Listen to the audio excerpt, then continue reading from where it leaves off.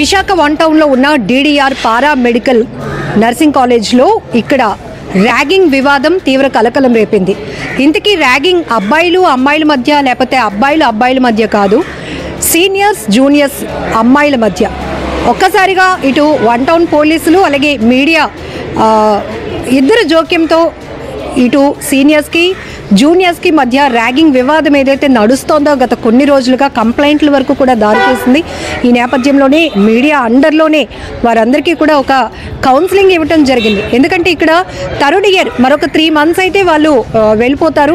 అలాంటి ఒక 4 సీనియర్స్కి 18 members strength ఉన్నటువంటి జూనియర్స్ ఫ్రెషర్స్కి మధ్య కొన్నాళ్ళ పాటు ర్యాగింగ్ కొనసాగుతోంది. ఇటు సీనియర్స్ ఎవరైతే ర్యాగింగ్ చేస్తున్నారు అంటూ జూనియర్స్ హాస్టల్ వార్డెన్కి రిటర్న్గా ఇచ్చిన కంప్లైంట్ని బేస్ చేసుకొని వాళ్ళ ఎవరైతే ఈ ర్యాగింగ్కి పాల్పడుతున్నారు అని ఆరోపణలు ఎదుర్కొంటున్నటువంటి 4 అమ్మాయిల్ని కూడా ఇక్కడ డే స్కాలర్గానే ఉండాలి, ఇక్కడ మీరు హాస్టల్ ఫెసిలిటీ అనేది లేదు, బయట ఎక్కడైనా ఉండి ఇక్కడ చదువుకుంటాము అంటే దానికి ఓకే అని చెప్పి ఉన్న పలంగా వాళ్ళని బ్యాగులు ఇచ్చి బయట అంటే ఏదైతే కాలేజ్ ఉందో కాలేజ్ ప్రెమిసెస్లో వాళ్ళని నైట్ వేర్తోనే కూర్చోబెట్టడం అనేది ఇప్పుడు తీవ్ర ఇబ్బందికర పరిస్థితులు నెలకొన్నాయి. దీంతో ఒక పేరెంట్ కూడా వచ్చి ఇదేనా కాలేజ్ వ్యవహారం అంటూ ప్రశ్నించడం జరిగింది. ఈలోపే మీడియా వార్డెన్ను కూడా వివరణ కోరిన క్రమంలో జూనియర్లు కంప్లైంట్ ఇవ్వడంతోనే ఈ 4 అమ్మాయిల పైన ఈ రకమైన చర్యలు తప్పనిసరి పరిస్థితుల్లో తీసుకోవాల్సి వచ్చిందంటూ వార్డెన్ ఇచ్చారు ఎక్స్ప్లెనేషన్. దాంతోపాటు ఎవరైతే ఈ 4 అమ్మాయిలు ర్యాగింగ్ చేస్తున్నారు వాళ్ళ వల్ల ఇబ్బంది పడుతున్నాం, మేము సరిగ్గా కాన్సన్ట్రేట్ చేయలేకపోతున్నాం, మేము కూడా వేరే ప్రాంతాల నుంచి ఇక్కడ ఉంటున్న వాళ్ళమే, మా తల్లిదండ్రులు కూడా చాలా దూరంలో ఉంటారు, మేము కూడా ఎవరికి వీళ్ళు పెడుతున్నటువంటి ర్యాగింగ్ బాధలు ఎవరికి చెప్పుకోలేక మీకు రిటర్న్ కంప్లైంట్ ఇస్తున్నామని జూనియర్స్ చెప్తున్నారు. ఈ నేపథ్యంలోనే మీడియా ముందే జూనియర్స్ తాము ఎలాంటి ఇబ్బందులు ఈ 4 అమ్మాయిల నుంచి ఎదుర్కొంటున్నారో కూడా చెప్పడం జరిగింది.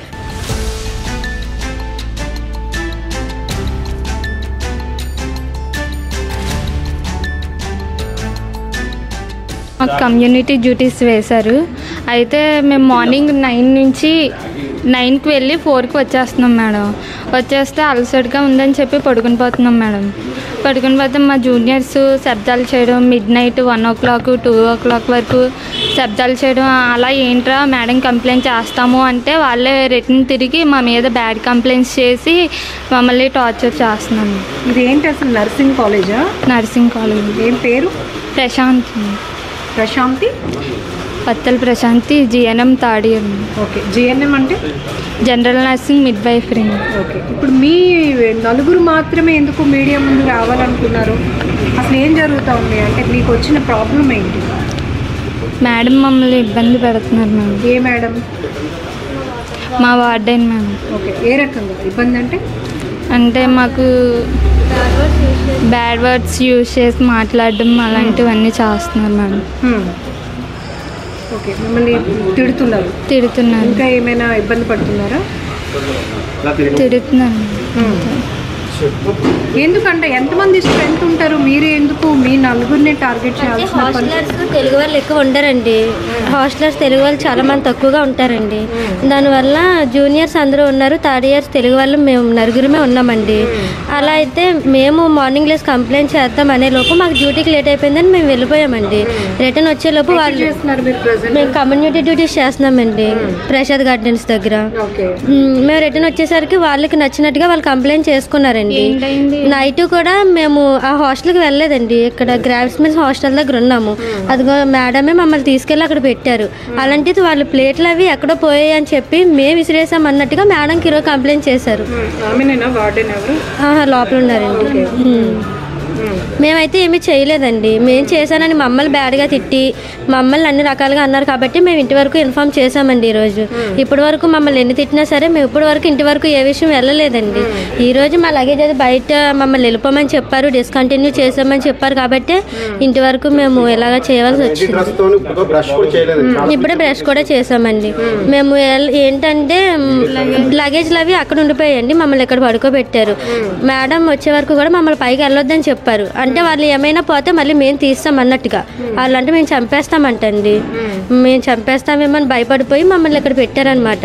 మీరు ఎక్కడి నుంచి వచ్చారు తల్లి? ఇక్కడ మేము కేడీపేట అండి, థర్డ్ ఇయర్ అండి, 3 years అవుతుంది. మేడం స్టూడెంట్స్ అయినా మీ నలుగురు పైన జూనియర్స్ కంప్లైంట్ మేడం. అంటే మేము ఎక్కువ టార్చర్ పెట్టేస్తున్నాం అంటండి వాళ్ళు. అంటే మేము స్టూడెంట్స్ లో అంటే వాళ్ళంట ఆయిల్ రాయమని వాళ్ళు అన్నీ యూజ్ చేసేస్తున్నట్టు ఏదో చెప్పారండి. మరి మేము లేనప్పుడు చెప్పారు. మేము కూడా ఒకటే అన్నామండి. మేము వచ్చిన తర్వాత మమ్మల్ని పక్కన పెట్టి మమ్మల్ని మాదేం తప్ప వాళ్ళదేం తప్ప అడిగించమని చెప్పామండి. అలాగే అడిగించారంట. ఇప్పుడు థర్డ్ ఇయర్ లో ఎంతమంది ఉన్నారు స్ట్రెంత్? మేము తెలుగు వాళ్ళు అయితే మేమేనండి, హిందీ వాళ్ళు అండి అందరూ. ఎంతమంది మొత్తం టోటల్? 26 లో మీ 4 మెంబర్స్ మాత్రం స్టూడెంట్స్. అవునండి. ఓకే.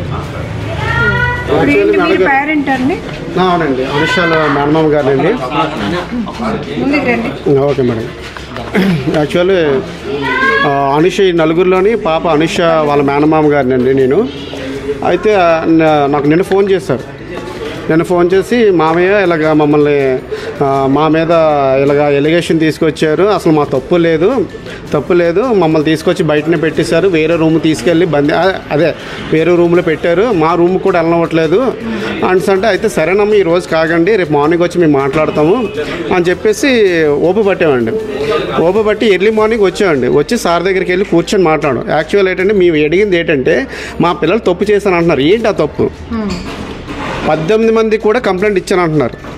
అంటే మా పిల్లలు ఏ విధంగా టార్చర్ చేసి ఉంటారో ఆ పిల్లలు స్వయంగా వచ్చి మా ముందు చెప్తుంటే ఆ పిల్లలు ఎవరో రారు. మీరు చెప్పిందే ఇక్కడ జరగాలి అంటే అలా కాదు సార్. ఇప్పుడు సరే మా పిల్లలు నిజంగా తప్పు చేశారు అనుకున్నప్పుడు పేరెంట్స్కి రిపోర్ట్ చేయాలి. అమ్మ మీ పిల్లలు ఇలా చేస్తున్నారు కాబట్టి మీరు వస్తే మీ ఆధ్వర్యంలోనే పిల్లలు మీ పంపించడమో హాస్టల్ని పంపించడమో లేకపోతే ఏదైనా సొల్యూషన్ మాట్లాడడం జరుగుతుంది అని ముందు మాకు ఇంటిమేషన్ ఇవ్వాలి. మాకు ఎటువంటి ఇన్ఫర్మేషన్ ఇవ్వకుండా వీళ్ళకి లగేజ్లు బట్టలు ఇచ్చేసి మేము మార్నింగ్ వచ్చేసరికి ఇక్కడ కూర్చోబెట్టారండి. వెళ్ళిపోమని చెప్పారట. ఈ విషయం మీద మీ సార్ని అదే అడిగాం. సార్ ఏంటి సార్ తల్లిదండ్రులుగా మాకు ఇంటిమేషన్ ఇవ్వాలి, ఇప్పుడు పిల్లల్ని ఆ నైటీ డ్రెస్సులతో ఉన్నారు, వాళ్ళు ఇమీడియట్గా బయటికి వెళ్ళిపోమంటున్నారు, అట్లీస్ట్ మాకు తల్లిదండ్రులు మమ్మల్ని పిలిపించి మాట్లాడితే వాళ్ళు ఇక్కడ ఉంచాలా, లేకపోతే డే కాలేజ్ అంటే ఫ్యామిలీ మెంబర్స్ చుట్టుపక్కల ఇళ్ళల్లో ఉండి డే కాలేజీకి రావడమాట. హాస్టల్లో ఉండి చదువుకోవడం అంటే వీళ్ళు హాస్టల్లోనే ఉంచి ఫుడ్ అది పెట్టి చదివిస్తారనమాట.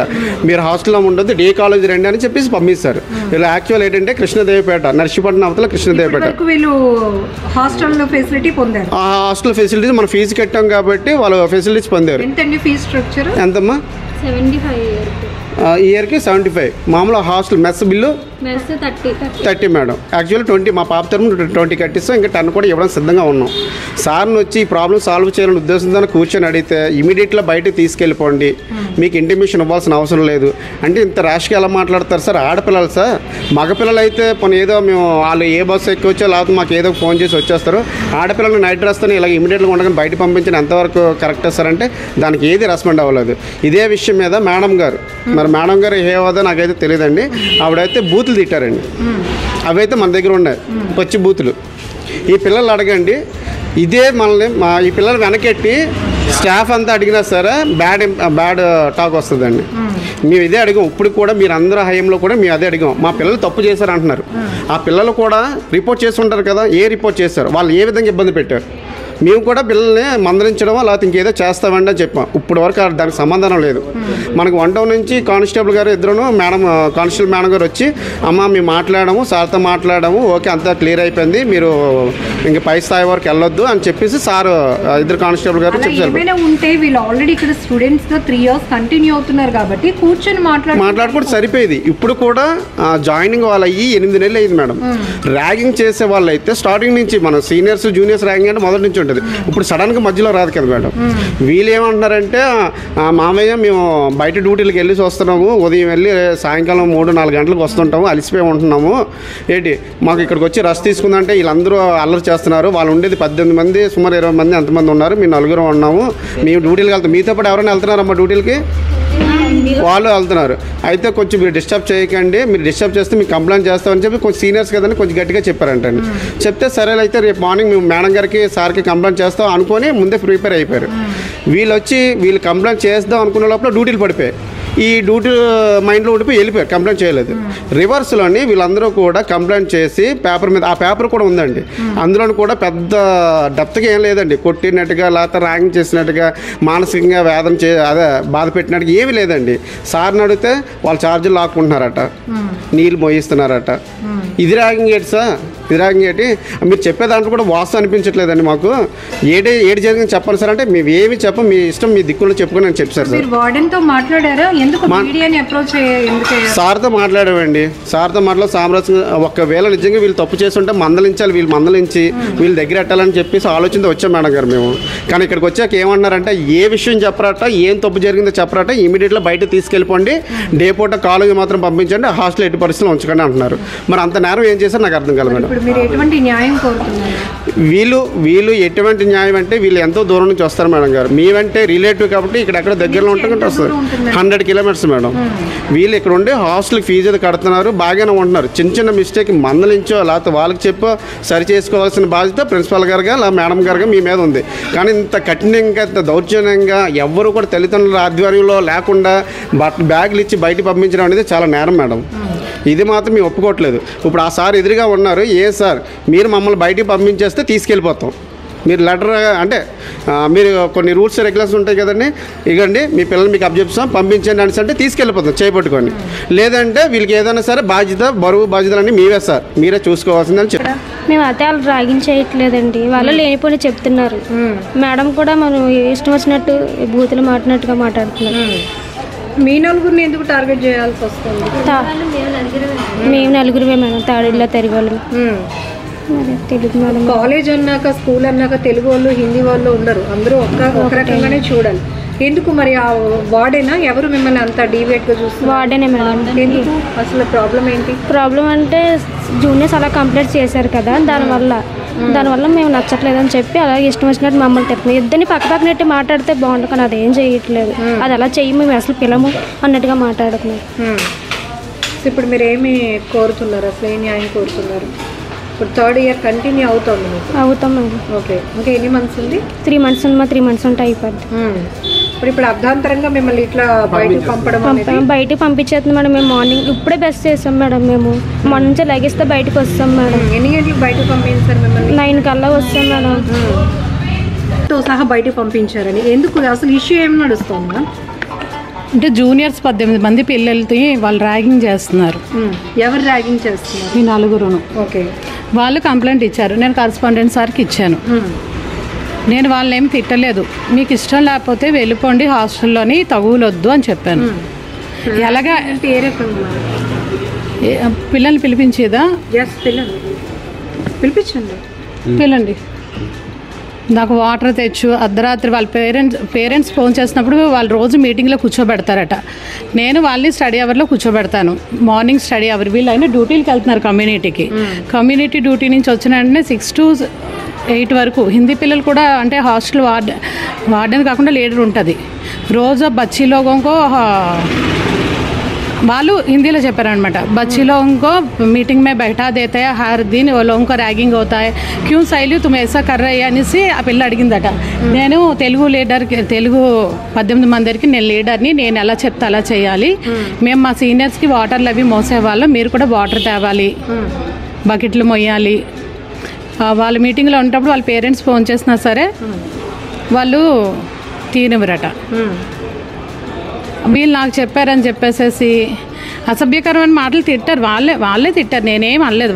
నేనేం అన్నండి ఎవరిని, ఏమన్నాను, మీకు ఇష్టం లేదు కదా వెళ్ళిపోండి, ఇంకా 2-3 నెలలే కదా. ముందేమో వీళ్ళని తిట్టారని కొన్ని రోజుల క్రితం గొడవలు ఆడుకున్నారు. మీరు సీనియర్స్ ఎవరా ఎప్పటికీ, వాళ్ళు ఎందుకు మీరు తిడుతున్నారు అని నేను దెబ్బలాడాను. సీనియర్స్ని ఎప్పుడు గౌరవించుకోవాలి కదా అనేసి అంటే వాళ్ళు అప్పుడు వదిలేశారట. అప్పటి నుంచి అక్క అక్క అక్క అని పిలుచుకొని మర్యాద ఇస్తున్నారట. ఇంక నేను మీరు కంప్లైంట్ ఇచ్చిన మేడం మిమ్మల్ని తిడుతుంది, మమ్మల్ని తిట్టదా అన్నారట. అప్పుడు నేను వీళ్ళు వెనకేసుకొచ్చాను. సీనియర్స్కి టోటల్ స్ట్రెంత్ ఎంత? సీనియర్స్ జూనియర్స్ స్ట్రెంత్ ఎంత? అంటే వచ్చిన వాళ్ళు డే స్కాలర్స్ ఎక్కువ మంది ఉన్నారు.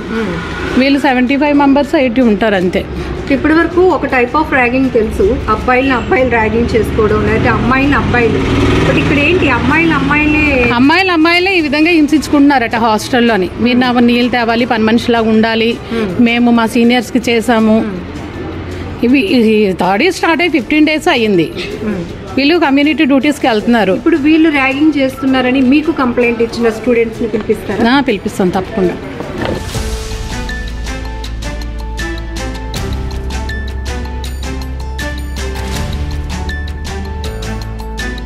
అంటే వాళ్ళు చాలా బూతులు తిడుతున్నారు. వాళ్ళకి మేము వాటర్ తీసుకొని రావాలంటే కింద నుంచి వాళ్ళు కింద బకెట్స్ వదిలేస్తే బకెట్స్ కూడా మేమే తీసుకొని వెళ్ళాలంట. చాలా బూతులతో తిడుతున్నారు మమ్మల్ని. ఏమైనా ఒక 2-3 hours అలా మీటింగ్ పెట్టేసి అలా నిల్చోబెట్టేస్తున్నారు. వాళ్ళకి ఫోన్లు మాత్రం వాళ్ళకి ఎన్ని టైమ్స్ వచ్చినా వాళ్ళు మాట్లాడుకోవచ్చు, మేము ఒక్క ఫోన్ కూడా మాట్లాడకూడదు. ఆ మీటింగ్ ఎంతసేపు మేము అలా నిల్చొని అలా ఉండాలి. మేమే వాటర్ బాటిల్స్ తీసుకెళ్ళి మేమే వాటర్ ఇవ్వాలి వాళ్ళకి. ఆ వాటర్ బాటిల్స్ తీసుకొని రాకపోయినా మీటింగ్ పెడతారు. మీటింగ్ మిమ్మల్ని ఇప్పుడు ర్యాగింగ్ చేస్తుంది ఎవరు తల్లి?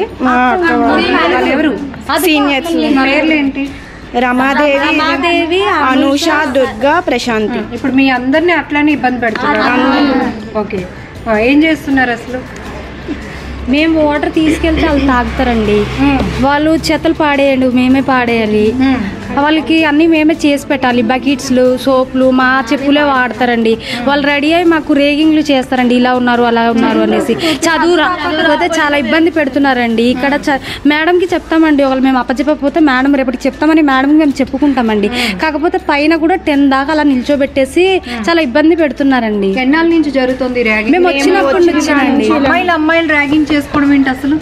అదేనండి, మేము అక్కలకి అడుగుతామంటే మాకు మాట్లాడితే మీరు మాట్లాడొద్దు అని ఫోన్లు పక్కన పెట్టించేస్తారో మాకు నిల్చోబెట్టి మాట్లాడించేస్తారండి. వాళ్ళు మాత్రం బెడ్ల మీద కూర్చొని ఏంటి తల్లి ఏం చెప్పు? అదే మేడం, అక్కడ నిల్చొని పెట్టేస్తారు మేడం. అలాగా ఫోన్లు మాత్రం అదే ఇన్ఫర్మేషన్ కోసం ఒక వీడియో తీసుకుందామన్నా ఫోన్లు కూడా పట్టుకునేవారు మేడం. అలాగా ఫోన్ అక్కడే ఉంచేయాలి. ఒకవేళ పేరెంట్స్ ఏదైనా ఎమర్జెన్సీగా ఫోన్ సైలెంట్ లో పెట్టేసి వచ్చేయాలి. మీటింగ్ అవుతుంది కదా, ఫోన్ ఎందుకు మీరు తీసుకొని వస్తున్నారు, ఫోన్ ఎందుకు మీరు మాట్లాడుతున్నారు అని అంటారు. అసలు వాళ్ళెవరు మీకు క్లాసులు చెప్పడానికి? మాకు తెలియదు కదా మేడం. Starting పెట్టిస్తాం madam. నిన్న బోర్డుల కోసం గొడవైంది మేడం. బోర్డులు మేము కొన్నాం మేడం. ఫస్ట్ అక్క వాళ్ళు ఎత్తారు మేడం. అప్పుడు 100 ఎత్తాం మేడం. 100 ఎత్తినప్పుడు అక్క వాళ్ళు కొన్ని బోర్డు, మేము కలిసిన బోర్డులు మొత్తం 2 పోనాయి మేడం. తర్వాత మళ్ళీ 20 రూపీస్ ఎత్తామంటే అక్క 20 రూపీస్ కూడా లేవన్నారు మేడం. అడగండి మేడం, వాళ్ళకి కూడా 20 రూపీస్ ఇవ్వలేరా అంటే మేము ఇంకొక నెల ఉంటాం కదా, మేము ఎందుకు 20 రూపీస్ ఇవ్వాలని అడిగారు మేడం. వాళ్ళని అడగండి మేడం. ఇప్పుడు 18.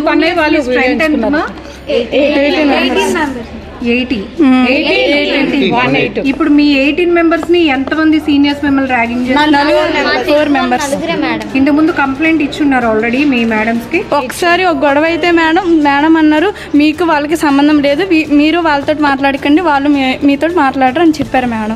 మేము కూడా వాళ్ళతోటి మాట్లాడడం గట్రా అన్ని ఆపిస్తాం. ఇప్పుడు బాగానే ఉంటుంటారు కదా మేడం. డ్రైనేజ్ లో ప్లేట్లు ఇసిరేస్తారు, చాలా ఇబ్బంది పెడుతున్నారండి. సోపులు గట్రా అన్ని ఇసిరేసి చాలా ఇబ్బంది పెడుతున్నారు. ఇచ్చిన రిటర్న్ కంప్లైంట్ మీద వీళ్ళు యాక్షన్ తీసుకొని వాళ్ళ నలుగురిని బయటకు పంపించేస్తున్నారు. ఇది మీకు ఎట్లా అనిపిస్తోంది? బయటికి పంపించట్లేదండి, డాష్ కలర్ అవుతున్నారండి. ఒకే దగ్గర ఉంటే కొట్టుకొని చచ్చిపోతారనేసి డాష్ కలర్ అవ్వమంటున్నారండి. అంతే, వాళ్ళు బయటికి పంపించారు అనుకోవట్లేదు మేడం. అంతే. ఇప్పుడు మీరు చదువుకోవడానికి వచ్చారు, వాళ్ళు చదువుకోవడానికి వచ్చారు. బట్ ఎవరు ఇక్కడ మనం డామినేట్ చేయడానికి కాదు, ఒక్కొక్కరిది ఒక్కొక్క సిచ్యువేషన్. మేము అలాగే ఉన్నామండి, మరి వాళ్ళు అలా ఉండట్లేదు. స్టార్టింగ్ నుంచి తిట్టినా మేము ఒక్క మాట కూడా అనలేదు కదా. వాళ్ళు నైట్ పడుకున్నప్పుడు షార్ట్లు వేసుకోవచ్చు అంట, మేము మాత్రం షార్ట్లు వేసుకోకూడదు అంట. వాళ్ళకి అదే రూల్, మాకు అదే రూల్ కదా. వాళ్ళు ఎలాగ హాస్టల్కి చదువుకోవడానికి వచ్చారో మేము కూడా అలానే కదా చదువుకోవడానికి వచ్చాం. ఇప్పుడు మీ 18 మెంబర్స్ అందరూ కూడా ఈ నలుగురు వల్ల కొంత బాధపడుతున్నాం, చాలా బాధపడుతున్నామండి. మేము చదువుకోవడానికి వచ్చినట్టు లేదండి, వాళ్ళు చెప్తే మేము వినడానికి వచ్చినట్టు. ఫైన్.